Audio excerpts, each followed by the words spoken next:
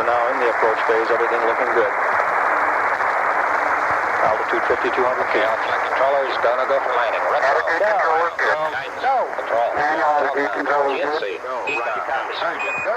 Capcom, we're go for Altitude landing. 42, Houston, you're go for landing. Over 3,070. Welcome to the Alien Probe Short with Dr. Bill. Early evening, March 19th, 1968, Bealsville, Ohio. Gregory Wells jumped from the porch of his grandmother's house and began to cross the yard to his parents' house when he noticed the street light was giving off a different color. It seemed it was glowing red instead of the usual white. First, the television signal, and now this. He walked out to look at the streetlight, only it wasn't. The streetlight was dark. A large red object was illuminating the road, with a band of dimmer red lights flashing around the center. I stopped. I wanted to run or scream. A tube emerged from the bottom of the object. It moved side to side like a snake hunting its prey. It stopped, pointing directly at young Wells.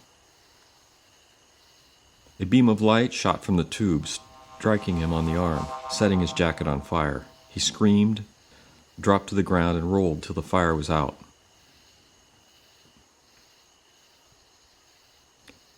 His mother, father, and grandmother ran outside when they heard the screaming. His mother saw the UFO and said it just faded away. Gregory was taken to the local hospital and treated for second-degree burns. The local sheriff sent the jacket to the Ohio Bureau of Criminal Investigation. They did not find any evidence of radioactivity. Other information on the cause of the burn was not reported. The civil defense director combed the area with a Geiger counter. No radiation was detected. Professor James McDonald, Department of Meteorology, University of Arizona, included this incident on his testimony before Congress in 1968. Professor McDonald's testimony before the Committee on Science and Astronautics, U.S. House of Representatives, 90th Congress, Second Session, July 29, 1968.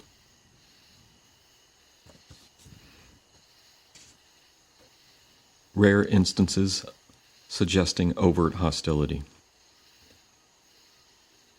In my own investigative experience, I know of only 2 cases of injuries suffered under what might be described as overt hostility, and for which present evidence argues authenticity. There are other reports on record that might be construed as overt hostility, but I cannot vouch for them in terms of my own personal investigation. In Bealsville, Ohio, on the evening of March 19, 1968, a boy suffered moderate skin burns in an incident of puzzling nature. Gregory Wells had just stepped out of his grandmother's house to walk a few tens of yards to his parents' trailer when his grandmother and mother heard his screams, ran out, and found him rolling on the ground, his jacket burning. After being treated at a nearby hospital, he described to parents, sheriff's deputies, and others what he had seen.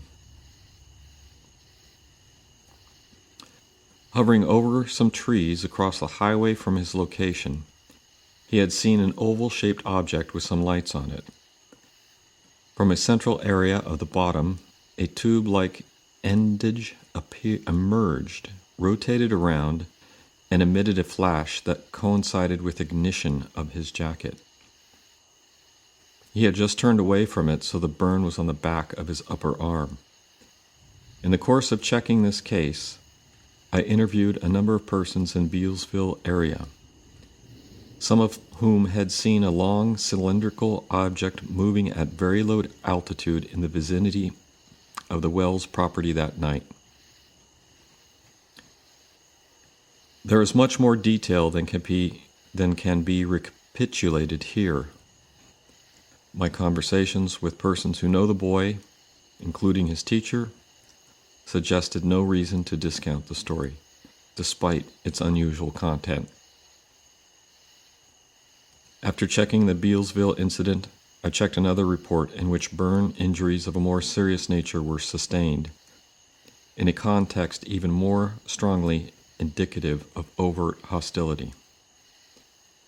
I prefer not to give names and explicit citation of details here, but I remark that there appears to me, on the basis of my present information and 5 interviews with persons involved, to be basis for accepting the incident as real,